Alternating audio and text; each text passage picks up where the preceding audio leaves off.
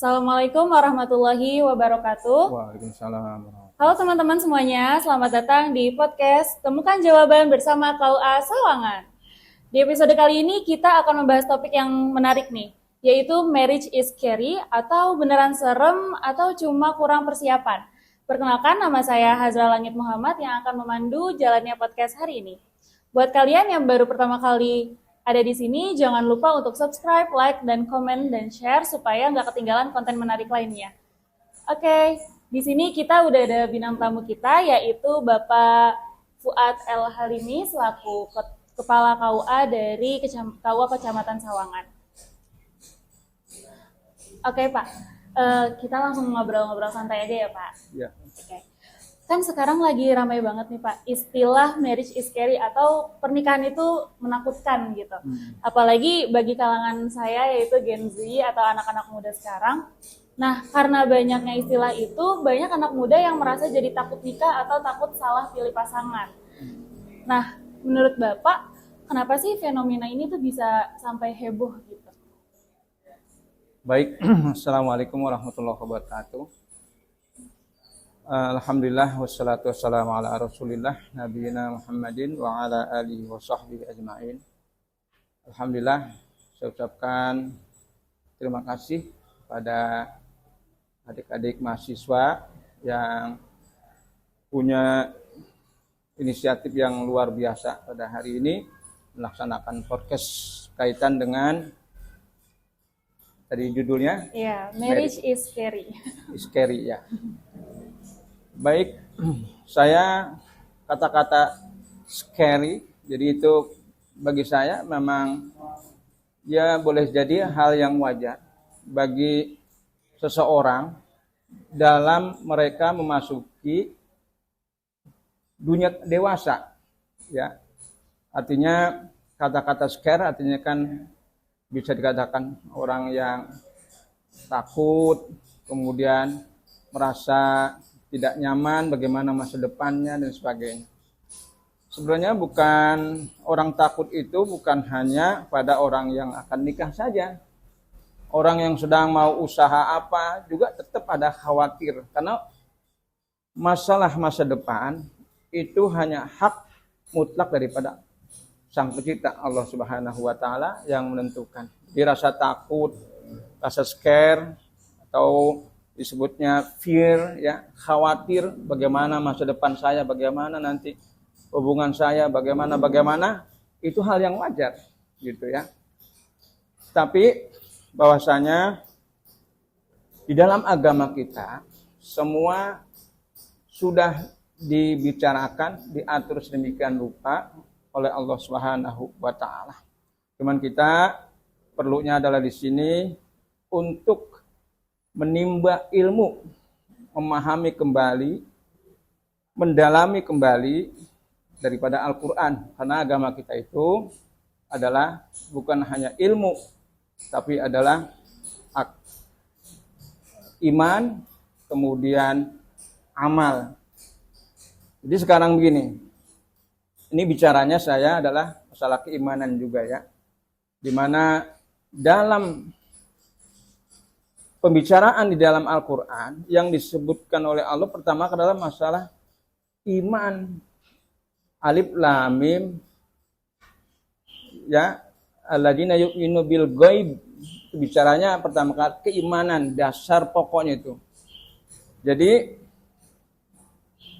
pertama kali saya bicara artinya iman dulu ya, nanti biar misalnya ya, amal, kemudian ilmunya gitu. Nah, pertama kita orang yang beriman adalah ya memang manusiawi ya, wajar kalau bila takut dan lain sebagainya. Tapi di sini diyakinkan oleh Allah di dalam surat An-Nur ayat 32, orang yang nikah itu ya iyakunu fuqara'a, jika mereka itu fakir, yughnihimullah min fadli. Itu masalah iman ya. Ya, bicara iman. Allah akan mengkayakan, itu keimanan. Mungkin orang ya keimanannya mungkin tidak 100% lah, ada yang 7%, ada yang 50% ya. Maka keimanan itu harus dicas terus biar sampai 100%. Ya kita dengan apa? Ya dengan kita belajar, memahami, menggunakan akal pikiran kita. Akhirnya sampai ke sana. Kemudian saya juga sudah mendengar hal tersebut gitu ya. Karena memang sekarang ini begitu pertumbuhan dewasa ini, kehidupan ini begitu cepat, banyak perubahan-perubahan karena teknologi, informasi dan lain sebagainya. Nah, saya tadi makanya awalnya di sini mungkin orang kan sekarang gini, bicara iman itu yang realistis aja gitu kan. Orang beriman katanya tidak realistis gitu kan, bicara hanya gaib. Tapi sekarang, fenomena sekarang, orang-orang yang begitu dunia terbuka, ilmu pengetahuan begitu terbuka, mereka pada akhirnya di negara-negara barat pada lari mencari jati dirinya. Jadi mencari jati diri dengan memahami agama. Ya akhirnya banyak yang tidak sedikit yang mu'alaf, yang masuk Islam. Orang-orang pinter, bukan hanya sekedar mereka orang biasa, tapi mereka orang-orang tokoh ilmuwan ya di universitas-universitas yang paling beken di negara-negara barat. Ini membuktikan bahwa iman dan ilmu itu saling menguatkan. Jadi begitu. Jadi kalau menurut saya, kalau untuk menikah ada kewajarannya begini. Memang diatur ya, ada hukum nikah. Ada orang yang nikah itu baginya wajib. Hukumnya wajib. Siapa mereka? Apabila mereka sudah punya pekerjaan, penghasilannya sudah bagus, sudah mantep, kemudian kalau mereka enggak nikah akan terjadi maksiat. Nah, bagi mereka itu wajib. Kemudian ada yang kedua, mereka itu ya mustahab saja. Jadi mustahab artinya mereka hidupnya sudah lumayan, tetapi mungkin bisa mengendalikan diri, gitu ya. Jadi kalau yang mustahab itu hukumnya ya boleh-boleh saja nikah, boleh-boleh juga enggak gitu.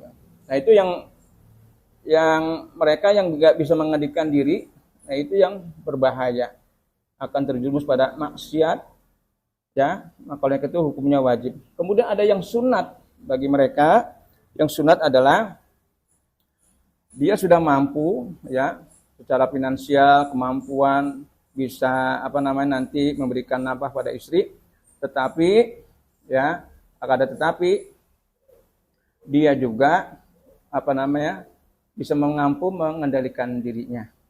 Kalau mereka seperti itu ya sunat, maka jadi dia tidak dikenakan kewajiban ya kalau orang yang bisa mengendalikan diri. Bagaimana sih sebenarnya mengendalikan diri itu? Maka kata Nabi ya suruh berpuasa. Karena nikah itu adalah ahsanul lil farad.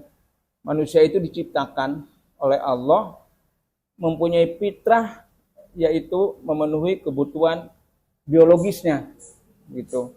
Nah, nikah itu adalah untuk memenuhi kebutuhan biologis manusia. Jadi kalau manusia mereka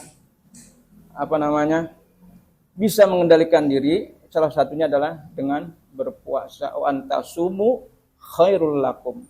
Puasa itu bisa segala-galanya, ya, mengendalikan penyakit, mengurangi penyakit, mengurangi segala yang ada di dalam diri manusia. Saya kira itu sementara. Oke, kita lanjut ya Pak. Kan sekarang juga banyak Gen Z yang ngerasa kalau mau nikah itu harus mapan dulu, mapan banget gitu Pak. Nggak dari finansial atau dari mentalnya juga. Nah, kalau dari pengalaman Bapak, apakah persiapan yang sempurna itu memang harus ada atau memang sebenarnya ada hal lain yang harus lebih diprioritaskan lagi? Ya. Memang dalam hadis yang sangat kita jadikan sebagai dalilnya, ya ma'syarus syabab manistata'a minkumul ba'ata. Ba'ata artinya mereka sudah mampu ya bisa memenuhi kebutuhannya, itu ba'ata, jadi punya bekal. Nah, itu silakan menikah gitu ya. Tetapi kalau secara sempurna ya itu barangkali ya memang lebih baik kalau idealisnya begitu ya. Tapi kalau orang yang misalnya pendapatannya hanya cukup untuk makan sehari atau seminggu, apakah nggak boleh nikah? Ya dalam hal ini bisa jadi perdebatan ulama ya, di mana Imam Syafi'i di dalam kewajiban memberi nafkah itu ada batas minimalnya, yaitu orang itu bisa membeli mud ya, adalah 3 mud ya dari 1 sok ya. Artinya kalau mereka sudah mampu membeli misalnya pokok ya, kebutuhan pokok, yaitu berarti sudah bisa memenuhi nafkahnya. Tetapi para ulama seperti yang lain, jumhur ulama, Malik, kemudian Hanafi, nah itu bahwasanya tidak ada batasan minimal tuh untuk pemberian nafkah gitu. Nah, Imam Syafi'i memang pendapatnya memang berbeda dengan ulama lain. Kalau masalah nafkah, Imam Syafi'i ada batas minimal, tetapi kalau beliau bicara tentang mas kawin, Imam Syafi'i memberikan batas minimal, tidak memberikan batas minimal. Tapi kalau ulama lain memberikan batas minimal mas kawin itu, karena berkaca kepada Nabi yang setiap pernikahannya itu mas kawinnya besar-besar. Jadi imam-imam yang lain pada batas minimal. Nah, kaitan dengan ini, kalau saya melihatnya ada memang calon pengantin yang punya idealis begitu. Pengennya mereka mandiri, tidak mau menyusahkan, itu sangat bagus idealis seperti itu. Tidak ingin menyusahkan orang tua, orang lain, dia harus mandiri dulu semaksimal mungkin.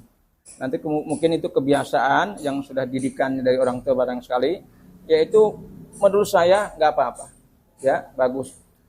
Akan tetapi kalau mereka ya sudah bekerja, kemudian dia tidak bisa mengendalikan nafsunya, ya dorongan daripada biologisnya, maka menurut saya itu wajib mereka menikah. Jadi nggak melihat harus secara idealnya begitu barangkali gitu ya. Kok berarti bisa dibilang kalau misalnya memang udah merasa mampu itu diperbolehkan untuk menikah ya Pak? Bisa dibilang kayak gitu? Ya, karena tadi dalam surat An-Nur ayat 32, iyakunu fuqara'a, ini bicara iman ya. Kata Allah, jika mereka miskin, fakir, yughnihimullah min fadlih. Allah akan mengkayakan mereka.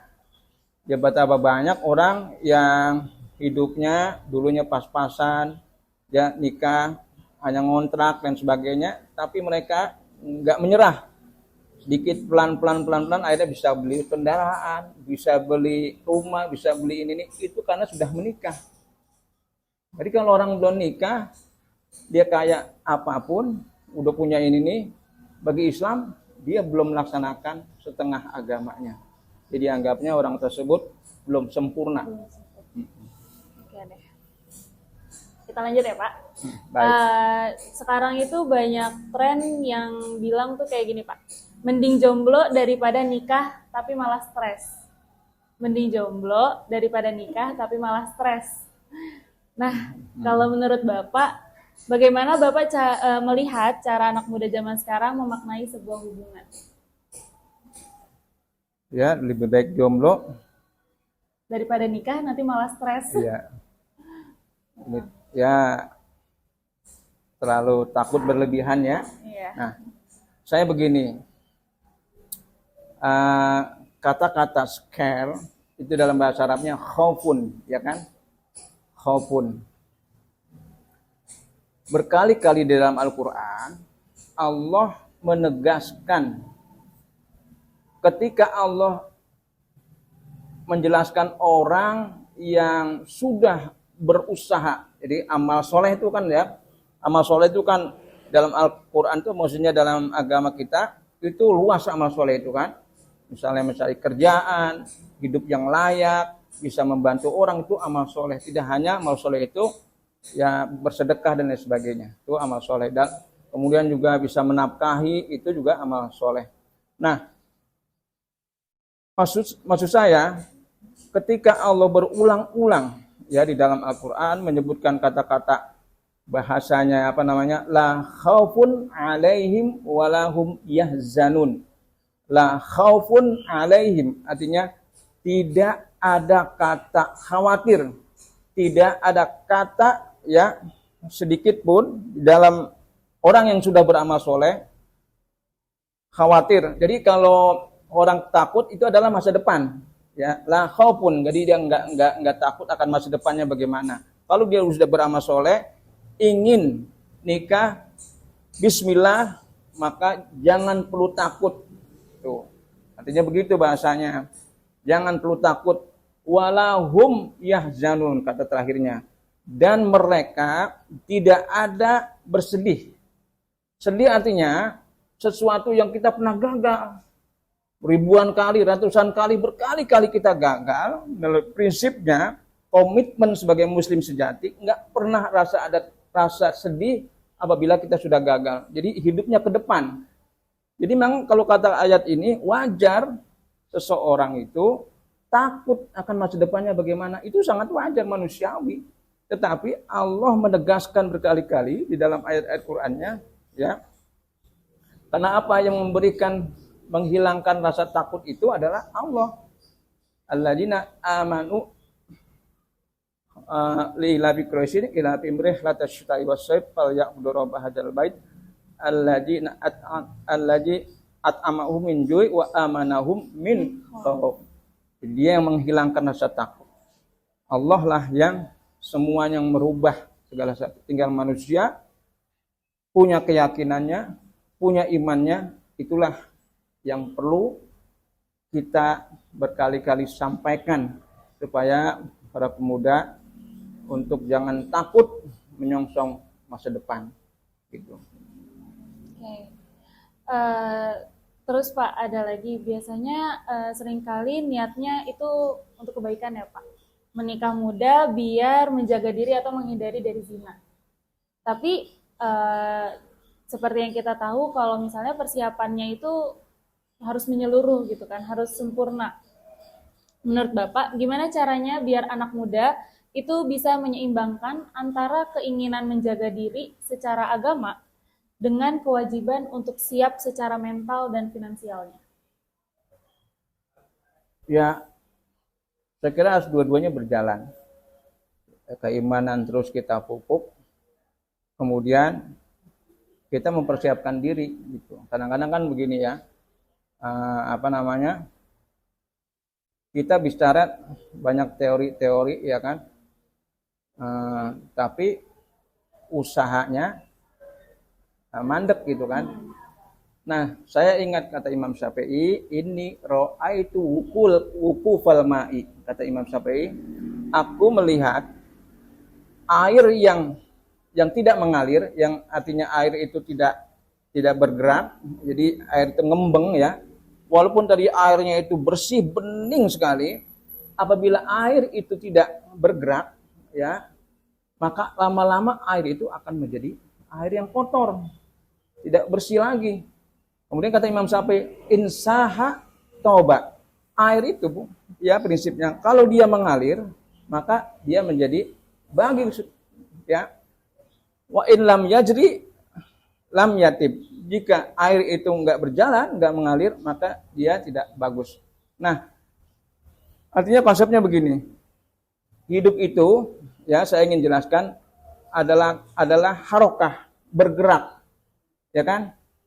Kalian dari sini ya, dari rumah jam berapa saya nggak tahu, itu dari pagi-pagi itu kan bergerak. Harokah barokah, itu ada lagunya ya. Jadi kalau bergerak orang akan dapat keberkahan hidup.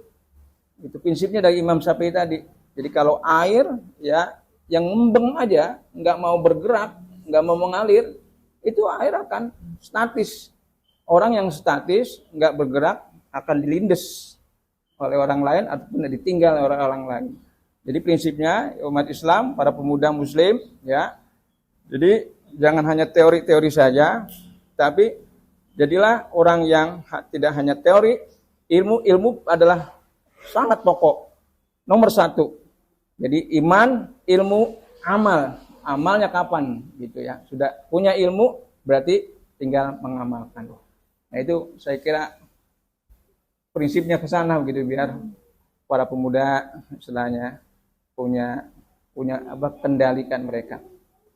Tidak terasa teman-teman, kita sudah sampai di akhir dari podcast ini. Terima kasih untuk kalian yang udah tonton sampai akhir, dan juga kepada para narasumber kami, yaitu Bapak Kepala KUA Kecamatan Sawangan, Bapak Fuad El Halimi, yang udah berbagi banyak insight untuk hari ini. Semoga pembahasan kita dapat bermanfaat dan juga menambah wawasan kita. Jangan lupa untuk subscribe, like, and comment. Saya Hazal Langit Muhammad, izin undur diri. Wassalamualaikum warahmatullahi wabarakatuh.